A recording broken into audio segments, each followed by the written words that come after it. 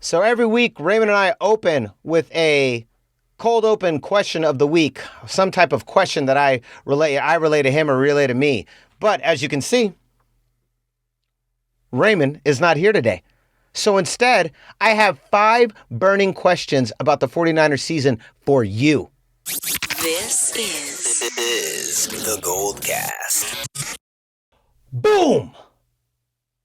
Welcome to a solo edition of the GoldCast. We are the voice of the Bay. I'm your host, Rudy III, and with me is you. My GoldCast Empire, my fellow faithful, my Bay Area natives, friends, and fans of the teams. Here we go. It is a solo episode, just me today, but I have some thoughts. This is going to be an interactive episode for you and I. I have some thoughts, and after watching the final game between the Niners and the Raiders, I came up with 5 burning questions. They're so hot that they're on fire. These questions, 5 burning questions going into the regular season. Now, I tried to go as dynamic as possible and grab some really interesting ones. So I really want to hear your thoughts on what you think the answers to these questions are. All right. So these are just after watching the totality of those 3 games. And can I just say, before we even begin, that game against the Raiders, I know it was just against their second stringers, but the Niners looked hot. They were, the defensive line and the offensive line was pushing those guys back like 2 feet on every play. It was very impressive. I've been very excited to see this O-line from the get. Honestly, my favorite signings during the offseason were Alex Mack and re-signing Trent Williams. Those were my 2 favorite signings. And seeing those guys and just seeing everyone out there, it was awesome. And this team is so fast. They're so tough. They're just, just the difference between our starting lineup and the Raiders' second string. Obviously there's going to be a huge difference, but actually seeing the difference, it's like they're not even playing the same sport. Very impressive. But again, it doesn't matter. Now here we are 2 weeks away going up against the Detroit Lions, and now it is for real. So here are the 5 questions. Here's the 5 questions I have going into this season. Here's the questions that I want to have answered. All right, ready? Here we go. Number one, will we see Jimmy G and Trey Lance quarterback platoon like they did in Game 3 against the Raiders? Now, this is just, I was watching this. Now, I don't think it's going to be as hectic, but it was really interesting to see Jimmy go for 2 or 3 plays. Then they throw in Trey Lance for 2 or 3 plays. Then they throw Jimmy back in. It was really interesting to see. And I was very surprised. And you could even hear Greg Papa and Tim Ryan, even on the broadcast, they're like, oh, wow, now Trey Lance is coming back in. Oh, now they're bringing Jimmy back in. And it was definitely keeping the Raiders defense. They were just on their heels. They didn't know what to prepare for. You have 2 completely different quarterbacking styles going right at you. In between downs. It wasn't like Jimmy's in there for 1 through 4 and then Trey's in there 1 through 4. He's there 1 through 2. Then Trey goes in for 3 and 4. Then he's back. Then Trey stays for 1 and 2. Then Jimmy comes in for 3 and 4. He stays for 1 and 2. It was really all over the place. And Kyle said even after the game that he was kind of just going on instinct, that there was no set plan. I'm going to pull this guy and then I'm going to pull that guy. He literally said he was just going on instinct and what he just thought felt right and what matchup he liked in the moment. And so the question I have is, will we see that platoon? Will we see that in the regular season? Now, I asked 2 people, my co-hosts, Raymond Solis I, who is on a trip to Hawaii. I realized I forgot to mention this at the top of the episode. We are going to be doing our guessing the win-loss totals of the Niners all next week. I accidentally said it was going to be this week, but the season starts next week. We always do it the week right before the very first Sunday. So those episodes will drop next week. That's a 2-parter. Raymond is on vacation this week. I have a special guest coming in on Wednesday, but today, that's why you get solo Rudy. But I did ask Raymond these 5 burning questions. I did want to hear his answers so I can rile them off on air. I asked him and our unofficial 4th member of the podcast, our father, Rudy Solis Jr. So my dad said yes. So Rudy Solis 4, Rudy 4 goes yes, Rudy Jr. goes yes. Raymond said yes, but Ray said you are going to see some packages, and Rudy Jr. agreed. Same exact thing, yes, but not as often as you saw in Game 3. And I agree with that. I actually don't think it's going to be quite as much. I think it's going to be situational. I keep hearing phrases like Taysom Hill thrown around. The difference, I think, between what's happening with the Saints and the Taysom Hill thing, like when he was going in for Drew Brees, is that Taysom Hill, oftentimes, it was a lot of trick plays with him ending up running the ball like on a lot of these plays. I don't know the exact percentages, but oftentimes they'd set everyone up. It looked like they're going for a big pass, and then Taysom Hill just bolts down the field. I don't think that is an accurate comparison, because I think when Trey Lance comes in, he is coming in to quarterback the team. And not to say that Taysom Hill wasn't, but oftentimes, as I just said, it was often a gimmick play, a trick play, and Taysom Hill ran. I think what you're going to see is Trey Lance go in there and play and run plays and run schemes, hand off the ball, pass the ball, very similar to what you've been seeing him do in preseason, only with a far more complicated offense. Okay, so that is what I think you can expect to see. I don't think we're going to see this in and out, 2 plays here, 2 plays there. I just think it's too hard to get a rhythm in the NFL. And I think that while, yeah, sure, that would complicate defenses, that might also unnecessarily complicate offenses too. And Kyle likes to go in with a pretty solid game plan heading into these games. So let's go with the second burning question that I have. Number 2. Will Trey Lance start a game this year, even if Jimmy G is healthy and plays well? Will he start at least one game this season, even if Jimmy G is healthy and plays well? Because we all know he's going to come in if Jimmy doesn't play well or if he gets hurt. Duh. That's obvious. Everyone already knows the answer to that question. But what people don't know the answer to is he going to play? Is he going to start if Jimmy plays well and is healthy? Raymond, my co-host, Ray said that yes, they will. He believes that he will, maybe to explore a matchup, maybe against a team like the Jacksonville Jaguars, right? Who are probably going to be down in the dumps. Maybe he goes, you know what, this is a great team to start him against. They're not very good, and this just gets him some reps, with starting lineups, and we'll just see how the kid plays. I don't know if I necessarily agree with that, but that was his answer. Rudy Jr. said, no, not if Jimmy plays well. You will not see Trey Lance start a game this year.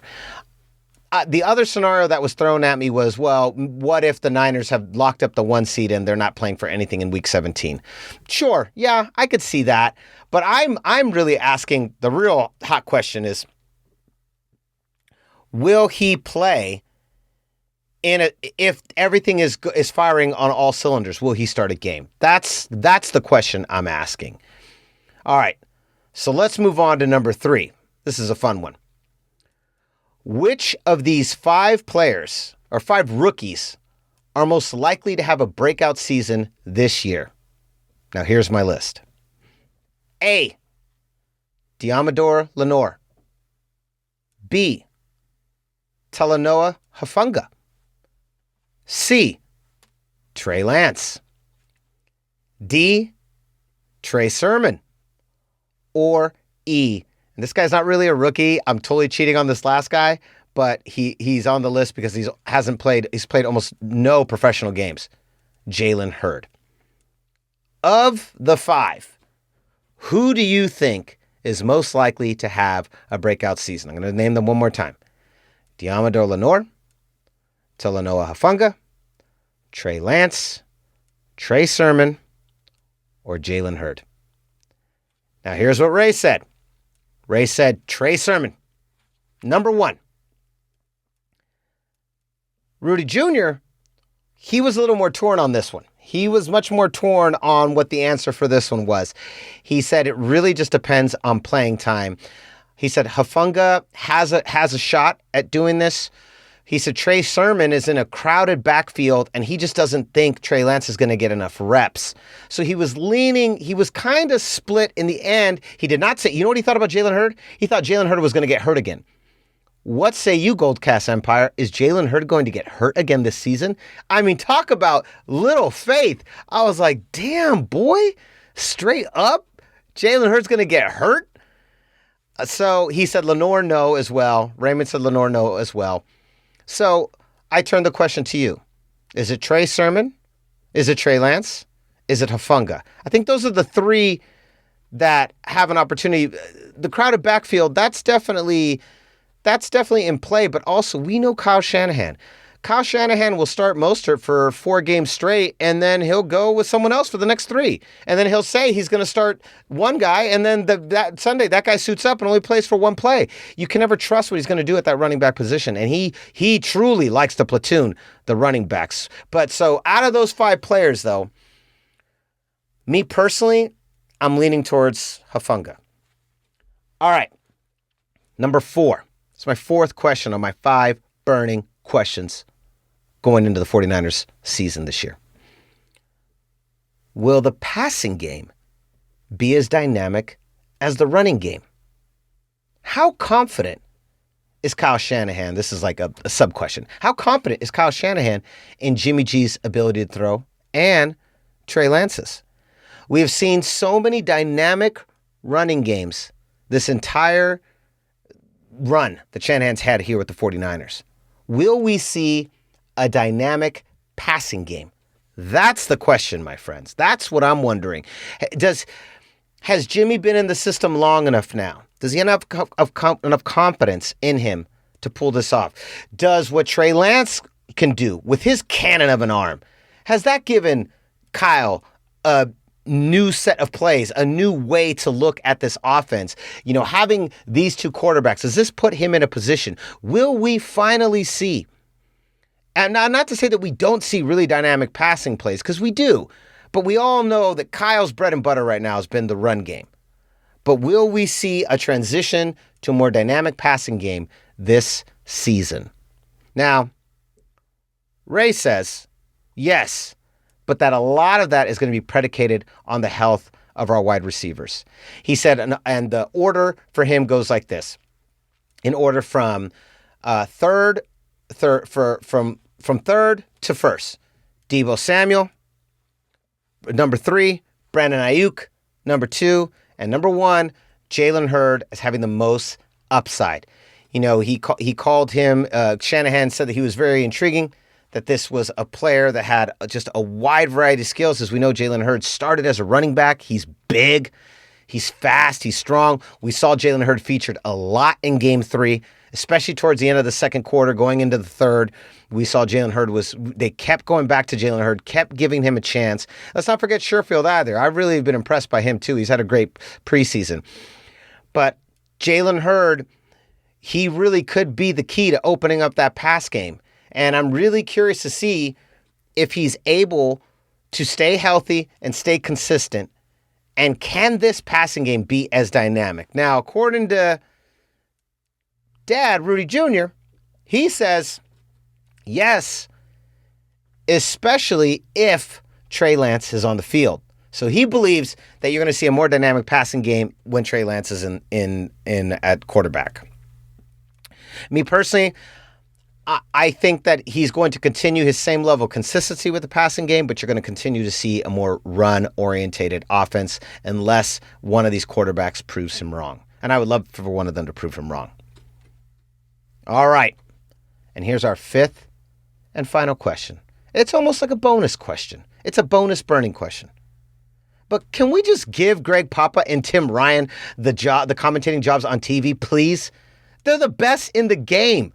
Like that clip with Ha Ha Clayton Diffs, and they're like, ha ha. It's just like, they're just ridiculous. They're so funny. They're so biased to the Niners. And if I'm listening to the 49ers broadcast, that's what I want. You don't listen to Kruk and Kipe on the Giants because they're into the Dodgers. You listen because all they care about is the Giants, and it's about the Giants team, and it's a Giants broadcast. When I hear the Niners, I want to hear Greg Papa and Tim Ryan. Can we start a keep Greg Papa and Tim Ryan hashtag on Twitter or something? Because literally, these guys are the best in the game. Greg Papa is the best in the game. You know what I love about Greg Papa is that when he's calling a game, not only he calls it still like radio, he breaks down the entire formation, where everyone is on the field, and you know where everybody is. He's talking about the packages, the formations, and who's at what spot.